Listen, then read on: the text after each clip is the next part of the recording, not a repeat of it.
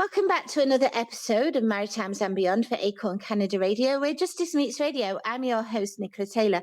Today is a special show for me because I'm talking to the one who signed me up as a member of NBA Corn. He was former organizer of NBA Corn, now a member, and has held several positions with the NDP and ran federally and provincially in recent elections. Thank you for joining me, Mr. Alex Gagne. Thank you for having me here, Nicola. I'm so happy to be here. I'm very happy as well. It's like full circle. Really get into how we met, but let's first of all discuss a bit more about you. So tell us more about you. I was lucky to grow up in upper middle class family here in New Brunswick. Although I lived in a very mixed community as far as people from different various incomes, there was a trailer park in my community. So when I was Yeah. going to school, one of the things that you learn about poverty is talking to other kids. Hmm. And when you talking to another child that's, 11 years old, you don't understand the severity of them saying, I have to go to the ER to get my teeth pulled out. Yeah. And as an adult, that horrifies me. Yeah. And Yeah. I think that those experiences in themselves really, in a nutshell, drive of who I am as a person. And so when I experience my own medical issues and going through school and struggles and getting to university where I was deeply inspired by people like Jack Layton, who ran and calling for expanding medical services as someone who went 80 days a year without school, missing school, and still managing because of the supports I had from teachers, members of the community, nurses, that I was able to keep up with those necessary requirements to grow as a person. And Yeah. when I knock on a door and someone tells me about their child who is having addiction issues, that makes it so much more real, and Yeah. it makes that issue that you may have read about in the newspaper, brings it home to people Yeah. and members of your community, and I think that is what really inspired me to go back to university and learn about politics in the academic lens. I was luckily hired by ACORN to do some organizing, actually at the very Yeah. tail end of my university, um, and that I really thought melded this university level education and studying politics from much more of an objective standpoint, but also melding that experience of people and Yeah. learning how people experience life on a more real lens. People are more honest to you when they tell you what their struggles are at the door versus if you call them on a phone and ask them on a survey. When you ask them, how is your day? Like these are things that make people feel safe to share information and builds community. And Right. I think that's the core of my philosophy and where I grew and where my identity comes from is really that core belief in growing community. Obviously, I've known you a while now, and I think that passion and compassion you have for people and meeting people really shines through a lot. You are heavily involved in the NDP. Tell me about the positions you've held with the NDP. If you're a francophone or you're born into a francophone family, there is a real belief that the Liberal Party is the only party that you can vote for because they preserve your language rights. And Right. that is the sense I also grew up with. And that is seen as paramount. Like these are things that people bled and fought on the streets for in New Brunswick for a very long time. So I can Yeah. understand this real deep sense of wanting to preserve that. And I had that sense too. But Yeah. when I think of a particular instance, I was sitting in youth a youth meeting with the Liberal Party and the interim leader at the time, Roger Mélenchon. He made a statement along the lines of we need to teach our youth to learn how to manage their money better to deal with the student loan crisis. And I remember getting very mad and having some harsh words during that meeting. And I remember it was a big debate in our university of whether we should levy a $50 fee from our students. And what that fee was for a mental health professional to come to the university and provide mental health care because the university would not pay that money out of pocket to have Wow. basic mental health care. So the union decided to raise the money itself. And I Right. felt that was a deeply wrong idea. having to get they're paying for all these basic services already, and they can't get this basic healthcare. It's not a lot for someone who was raised in a middle class family that was able to bring in $100,000 a year or so. But if you were on the free tuition program that still existed at that time, $50 is give or take 100 ramen packages. That's a Right. lot of meals. Yeah, it is. It adds up. It does. And I really think it was stuff like that that really changed how I believed in these things. And maybe we have to come out and be a little more open and honest about and having a vision about what you'd like to change. And that's where I came back to the NDP. And I was shortly after that yelling match I got into, I got a call asking if I wanted to join and work with the NDP. And at that point I was offered the position of communications director. The values of the NDP, uh, especially the NDP and its predecessor movements in New Brunswick, is what made me come to them and really make me want to join in and help them. Because in the 1920s, they were pioneers. There was the Progressive Labor Party, I believe it was called, and the Farmers Labor Party. They pioneered and fought for the cooperative movement here in New Brunswick and in Atlantic Canada.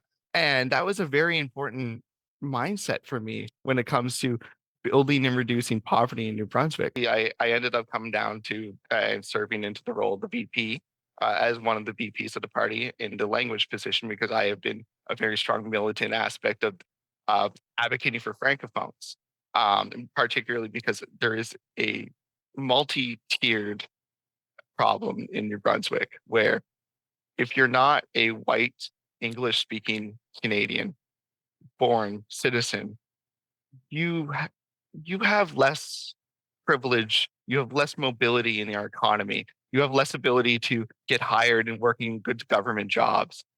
And then even below that tier, there's new immigrants, especially ones that are on work visas that are, work at Wendy's and then are told, Yeah. if you complain about this, we'll get your visa revoked Right. Mhm. and are worked extra hours and maybe lose wages under the table and can't report it because there's implicit threat that they might lose their job. And then even below there's indigenous folks where, Right. you're not even allowed, if you want to live on reservation, you're going to have to deal with the government over basic repairs of your own home. Right. And that's ridiculous. It But we is. we have this deeply tiered society. And I want to see that tiered society be broken down Right. more than anything else. And I truly believe when we're talking, there's a lot of issues in New Brunswick where we talk about supporting the Francophone community and other communities pipe up and say, well, what about us? And they have reason to say, what about us? So and what comes back to the NDP is the NDP has always called for more universal solutions to problems. And I think that this is the right way to go around things. If you feel, and I personally understand this sentiment where it feels like this money is being spent towards companies and all these other little events, but you can't afford to pay for public housing. Like Right. that creates a lot of animosity and well It does. placed animosity. But that doesn't mean that the where that animosity is directed is right. If we get rid of less immigrants, that's not going to change the situation of our economy. It's not going to make goods more cheap, more easily accessible, and stuff Right. like that. If anything, them being part of our workforce is going to reduce those costs. It's going to reduce the tax burden. It's going to create more revenue for us to be able to create these policies to protect our folks.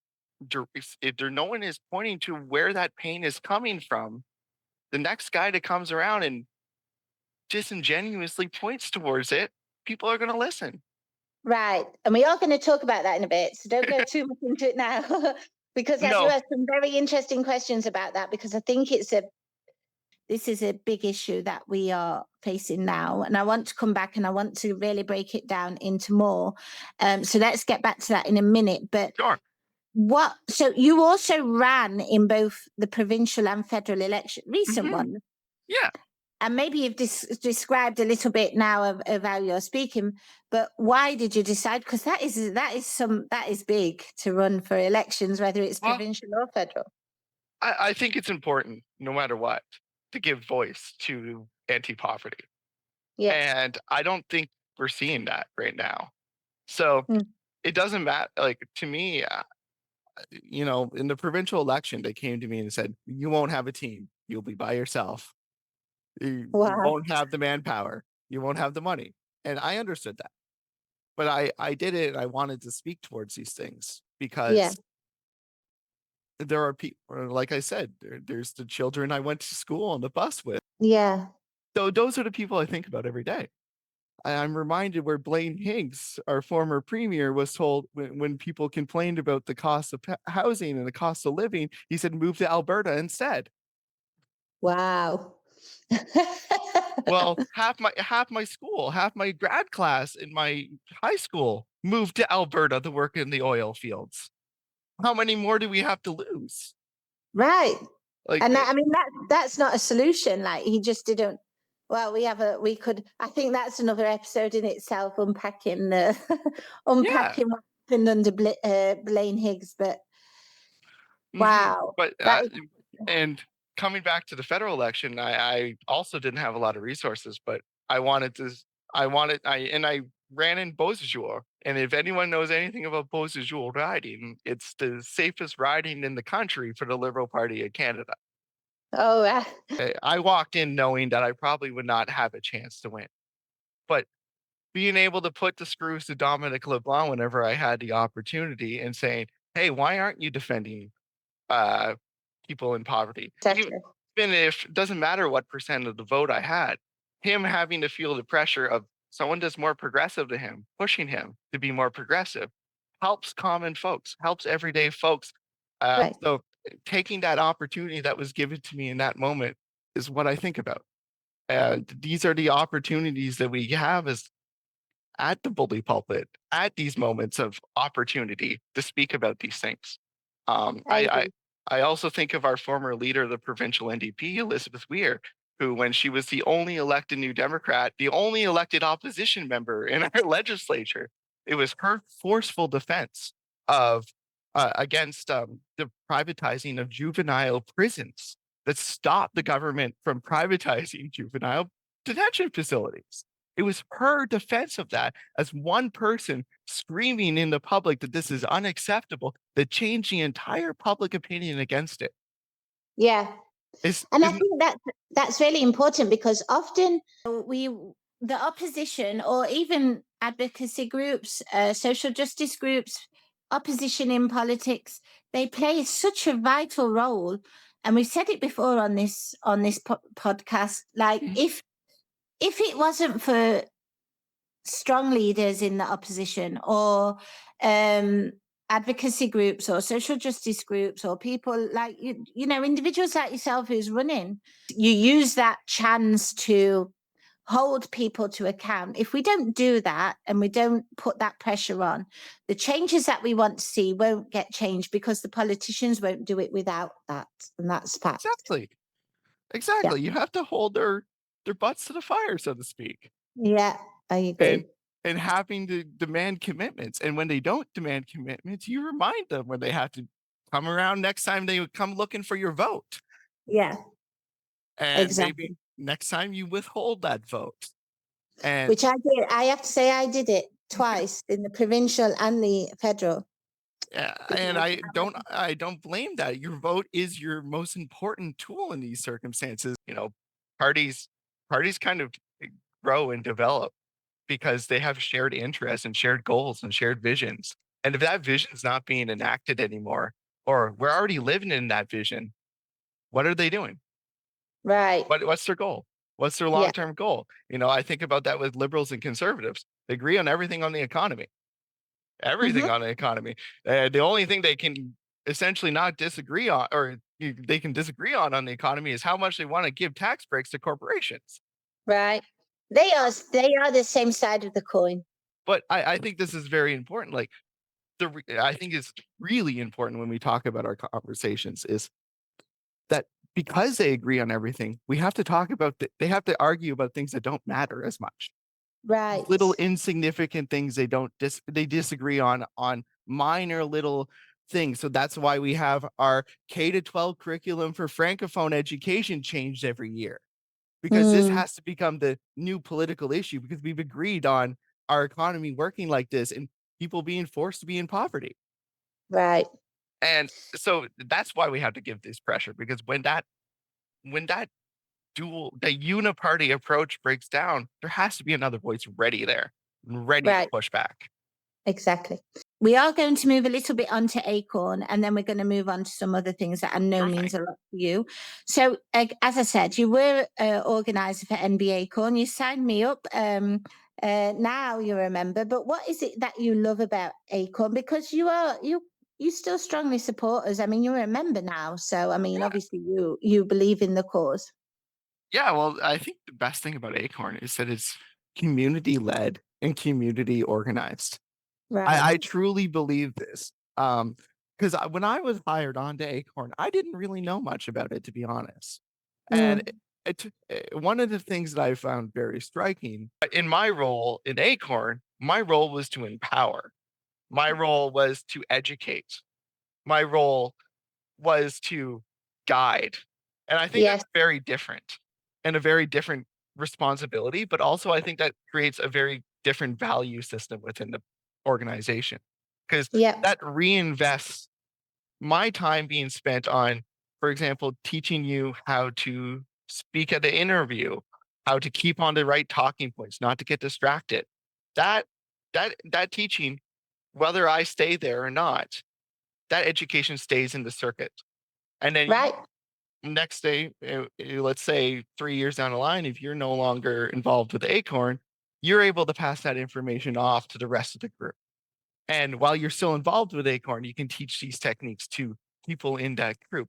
And that kind of falls back to what I loved about the cooperative movement here in New Brunswick, is that this cooperative movement was set up by study groups created in every little community, where the study group was open to the community and they would teach people about their education. They'd talk a little bit about news.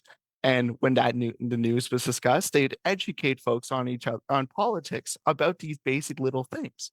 Yeah. And I think these are really important not only community building tools, but also educational tools. And more importantly, you're building ties with, like, we're talking about these local organizations and how community social justice organizations need to form a real opposition. Well, that's how you organize them, because unions are formed in a bar.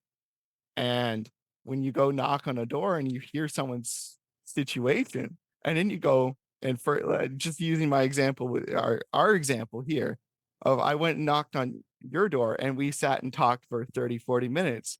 And through that time, I think we had 3 or 4 different visitors of different apartments come down and chat with us at the same time. Yeah. Yep. And there's the community already building in that apartment. There's starting to be solidarity, starting to be talking. And all it took was someone to come down and say hi. Yes. And you actually, I think you actually spoke to the vast majority of people in our building, I, I over that space of the week. and I there was one gentleman I remember very distinctly. You guys were helping him feed him, and he was in tears because of how thankful for the support you two gave him, you and your husband. Yeah. And I think about that a lot, actually. Most people don't take the time to even learn who's living in their apartment with them, let alone taking the time to cook meals out of their day to support them. There's the basis of community right there. You guys had already created it. All I did was poke the button a little bit. You and did, but I think you and had, that's the role of Acorn, I think. yeah, Not to it is. interrupt you. It's the role, you know. You guys were already angry. You guys were getting evicted. I didn't need to piss you off. All I had to do is teach you what to do. And you did very well, I have to Yeah. say. And Yeah. I think in Acorn's role, that is what's so good about it. Yes. That I ulti agree. ultimately, it's about education, Yeah. and I really think that makes Acorn different than almost any other organization when it comes to community organizing. I agree. And And I actually use the same thing. Like you talk about empowering, which as an organizer, obviously that was it is a big role of the organizers, is to empower the members to go out and make the changes they want to see.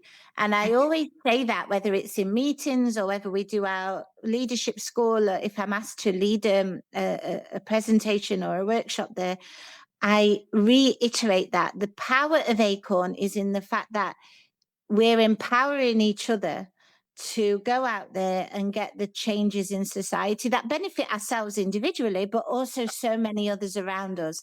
And that's what I agree. I think we're so similar on that, because I love that as well about ACORN, and I haven't seen it anywhere else. I see, and don't get me wrong, there's some fantastic organizations out there that advocate for people and do great jobs, but they speak on behalf of people. They're not the actual people doing the work to get Yeah. those changes. And that's what's so unique about ACORN. It's more democratic than any other organization I've ever been involved in. Yeah. Everything is democratically decided. Yeah. And there isn't a hierarchy of the democracy. There isn't a council and then an executive. It's ACORN. It's the local. Yeah. It's the community. And I think that changes things. It It changes the does. dynamic. It doesn't matter about politics anymore. It's Susie down the street who made cookies for me when I was a kid. Yes. Yeah. That changes the dynamic a lot. Yeah. And It does. I think Acorn's very, very good at making these stories very human stories. And I can't say that Acorn isn't selfish. All of us are selfish. That's why we're part of Acorn. We're Right. selfishly arguing for our own interests, but Right. that's okay. Everyone else does, you They know? do. I Yeah. want to I want to talk a bit more about housing as well. So housing is a mess, as we know. Yeah. Social housing is a massive mess. Hmm. Um, we as Acorn, Acorn Canada now on our federal level, we are our national platform. We are asking that the government invest, because as we saw in the 90s, the government just basically let the private corporations, Yes. housing corporations, take over, and social housing went to pot. And we need social housing, we really do. And I know you've wrote a bit about this. You are a fan of the Vienna model, but for those who may not be aware of the Vienna model, explain it and why it's so successful, because this is about social housing now. So Yeah. So the Viennese program came out in 1920s, out of a period of profound inequality in Viennese and Austrian society. And what ended up happening was there was a wave of left-wing socialist municipal politicians that were elected into Vienna. And Vienna has this long history as a city of these very populist politics. In many ways, we talk about it as the one of these birthplaces of this very fascistic, anti-Semitic, populist language too. Because yeah, again, these people are very desperate for social change in their societies, are often workers that are not often able to even afford the rent in their own apartment. So they have to be 3 or 4 families in what is equivalent to our day, a studio apartment. right, And that's horrible, horrible conditions. So when these politicians are elected, they say, okay, we know ultimately there isn't enough money to create a massive housing program right now. Like that's just not feasible resources wise, et cetera, et cetera. So what we're going to do is we're going to put a small tax on landlords and business owners and also just regular members of the community.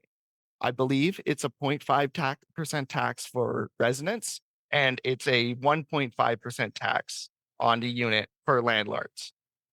This comes around into creating a pool of money. This pool of money quickly accumulates, and would the city then empowered itself to have the right of first purchase on any building that went up on sale. So that means right. it began accumulating properties, and then they Mhm. turned this property around and rent it at cost of maintenance. So as So this pool of public housing increasingly grows from a couple percent to 3 or 4 to 5 or 6, 7, 8, 9, 10, the housing cost starts to decrease. And Okay. then they also start taking this money that's been pooled and starts constructing apartment buildings. And this is where it gets to a whole new level of the Viennese system, where they then begin creating office space, commercial space in these apartment buildings, and they start renting them out to local businesses. These local businesses again start funding the housing program by having commercial spaces, doctors' offices that are paying lower rent still than the private housing system.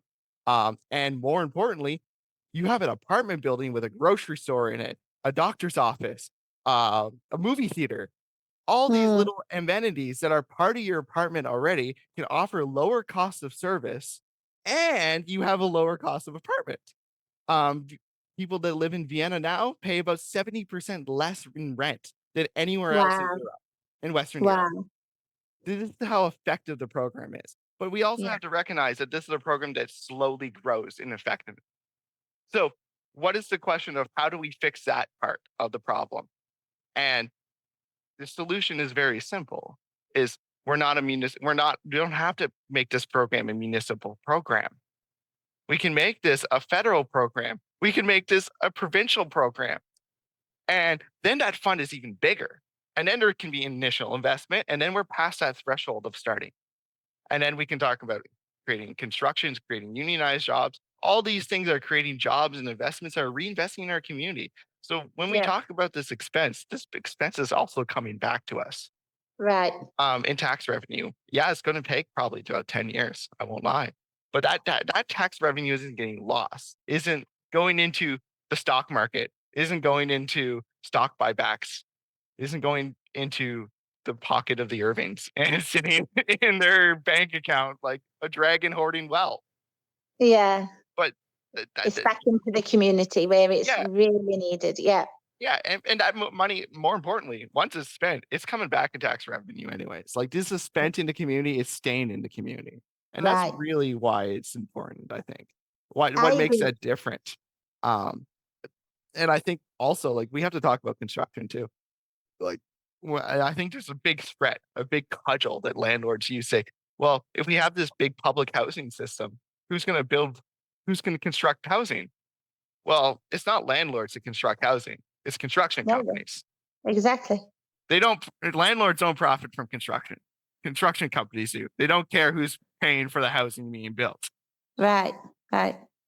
And I like this idea, and I like the fact that it gives back because anything that gives back to the community is always seen as a good thing. And I think we need a whole lot more of that than what we're going through right now.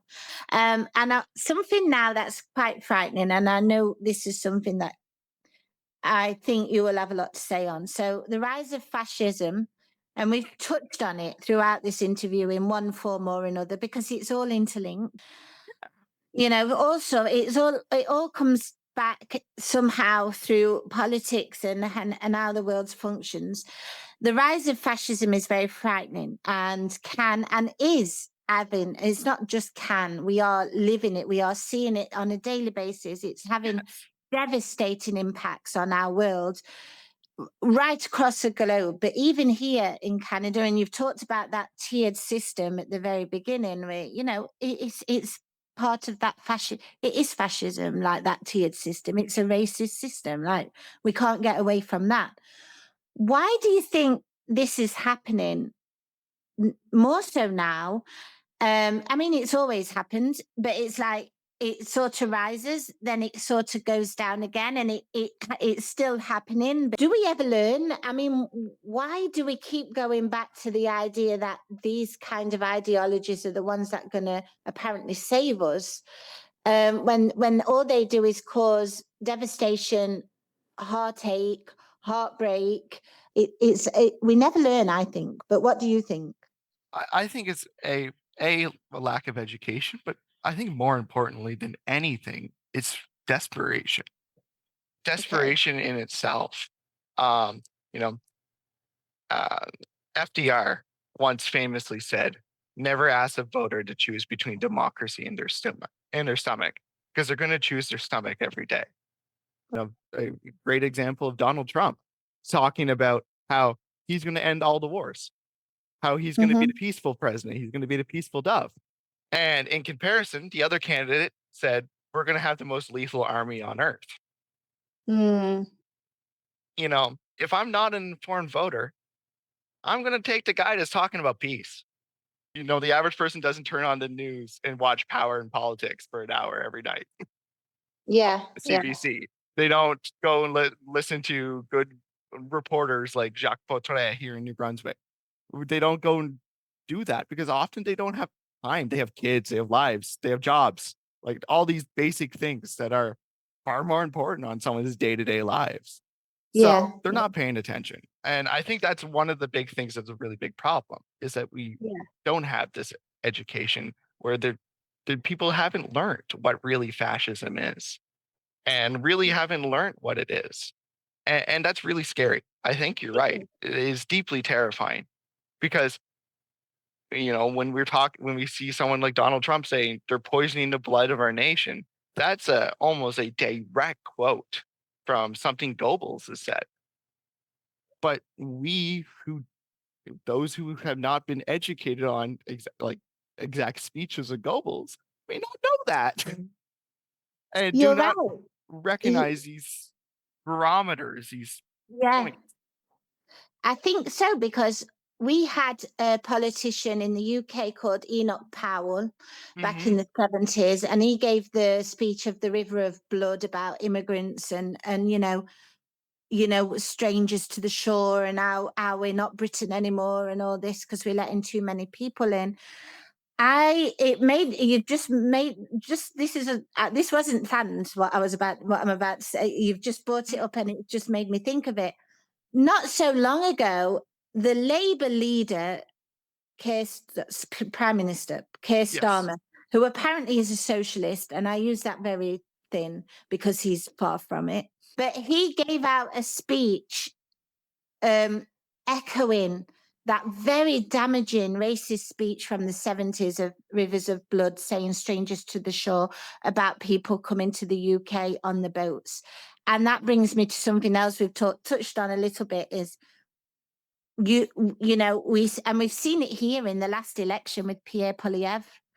Well, what do you mean put Canada first? And we know there's racist undertones to that, which Hmm. basically they're looking at immigrants, refugees, people of minorities as Oh. scapegoats to these problems that billionaires are creating Hmm. across the world, and they want to put it on to someone else. How do we get that message out loud and clear that it's not a refugee coming from Syria or Afghanistan or Eritrea or, somewhere like that, who's bringing you those problems? That's not who it is. And that's part of the problem, is to engage with these things, is also to admit in a weird way, in a subtle way, that this is a real problem. Because if you are engaging with this debate, you are saying that this is something that is worthy of discussion. And I Mm, think this is something that a lot of progressives fall into.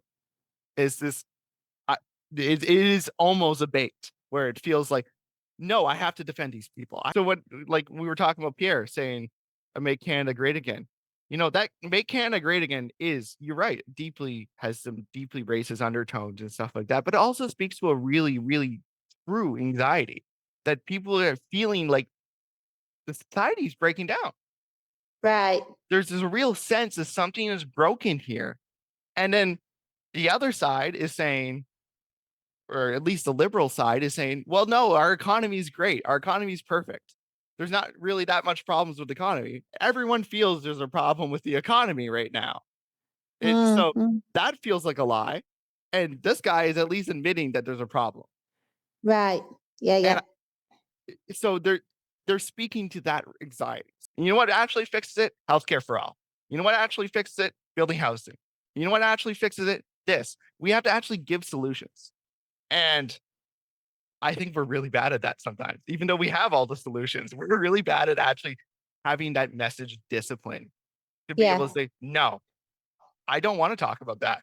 I'm going to talk about this. This is more important. This is what people care about.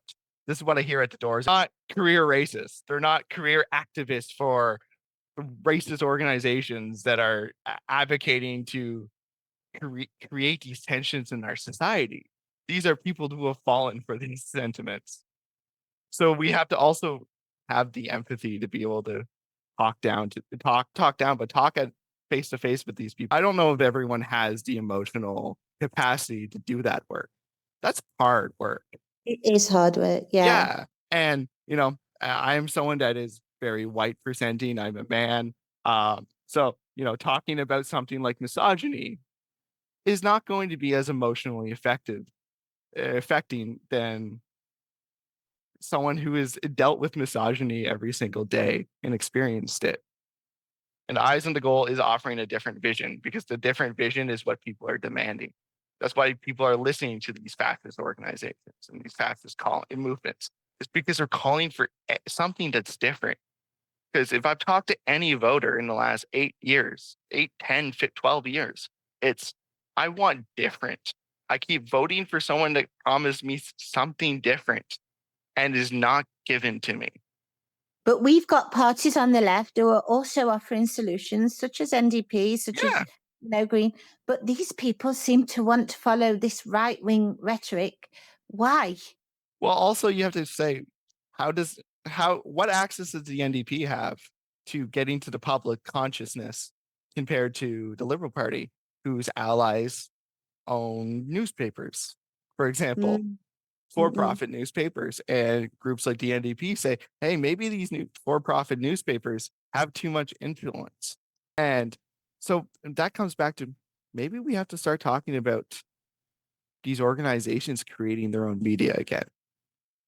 And I Yeah. think you have taken a very good first step in this with this podcast and being able to create independent media that are not associated with these systems of patronage and political power, that are able to have these conversations open and honestly. These are avenues and availabilities to be able to get these messages out, because then once it becomes newsworthy, then these other organizations that may not want to talk about us are forced to talk about us because it's newsworthy. Yeah. Yeah. And once we're in positions of power, we can demand attention, but we have to get the positions of power first. And that creates that, and that requires, I think, a creation of an ecosystem of education and organization. I think that, yeah, that actually makes sense because we see all the stuff that's happening in the world. We don't have time, unfortunately, to go through No. everything because we have to finish soon. But um, we do see such a lot, and then you're trying to think, well, how come I know so much about it and some people don't? But again, it's who controls the media, um, and then who is that media allowed to criticize, and then you understand you Well, understand everything then. let me give a great example of this while we're closing out. During COVID, it was a massive scandal that Blaine Higgs had 180,000 people without a family doctor. Do you know what that number is now? No, what is it now? It's around 230,000 people without a family Wow. doctor. How is Mm. it a scandal then? But And it's not now. it's worsened. It's The worse. scandal has worsened. I deeply fear that. But both these parties promised to end this, and right now it's still a deeply bleeding wound. Yeah. I'm reminded of someone I knew who had moved to New Brunswick, was settling down roots, and then they got cancer. And they couldn't Mm. get a doctor. They had to leave the country to go get their cancer treatments. Something so basic that we all need. Yes.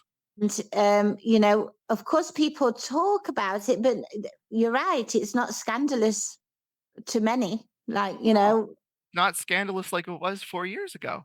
Yeah. As far as I'm concerned, it's the same scandal. How much would life be better, Yeah. improved to so many people who absolutely cannot get a necessity? It's a necessity to have a family doctor. Well, we were just talking about ER deaths. Yes. If you can't go see your family doctor, you let the condition get so bad that you have to go to the ER, and then your Yeah. ER, and then the ERs are overburdened, and then people die in the ER because the ER is overburdened. All this comes back to needing that primary care physician who can just triage and keep an eye on you. So we do need free healthcare for all. We definitely don't want to follow a privatization system, but we do need the resources as well. Otherwise, Yeah. we're seeing too many things happen that shouldn't happen and doesn't need to happen. That's for sure. You were just talking about how we need to go to the federal government for a housing program. And that's exactly right, because for the last 40 years, the federal government has offloaded its own financial costs onto provinces so they could Yeah, give bigger tax breaks to corporations. Because back in the 80s, 70s, and 80s, we had a tax rate that was closer to 90% corporate tax rates on the highest thresholds for tax. It's been in the years from 1998 to 2010, it was cut by 50% in those years alone. So yeah, they get rid of this revenue from corporations, and then they offload these financial responsibilities onto provinces. And then these provinces are financially burdened, and then they offload these responsibilities onto these municipalities. And then our municipalities are overburdened. But this all comes back to the federal government, and we have to figure out or readjust how money is allocated in this country because I it's not agree. working right now.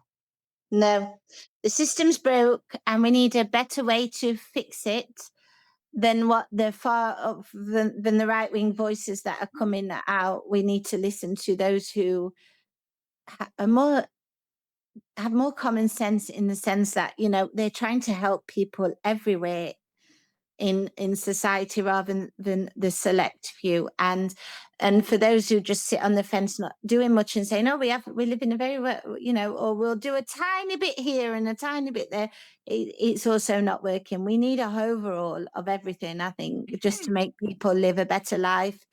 And but I think sometimes, and call me a cynic, and we have to end it here, honestly, but I think, yes, the system's broken, but I think also we're living in a design system made that way on purpose Yes. to keep people down. Because the minute the working class, the workers, get their voice, start using their voice en masse, that's when the rich should get very, very worried. Yes, and the rich won't let you just vote away their wealth. It Right. has to be it has to come with voice, and it has to come with power, and it has to come with power in numbers. That's Yeah. the only way things change, and that's the only way we change things in the society is and going and talking to people and saying you're an equal part of this movement. Your value matters. Right. I agree. So Mhm. thank you so much today, Alex, for joining me. It's Of been course. enlightening, and I always enjoy speaking to you. We've talked a lot in the past, and today's been a really, really good interview. So thank you so much. And Mhm. I want to say thank you to everyone else for listening to another episode of Maritimes and Beyond, for ACORN Canada Radio, where justice meets radio. And join me next time for another episode. Thank you and take care. Bye bye.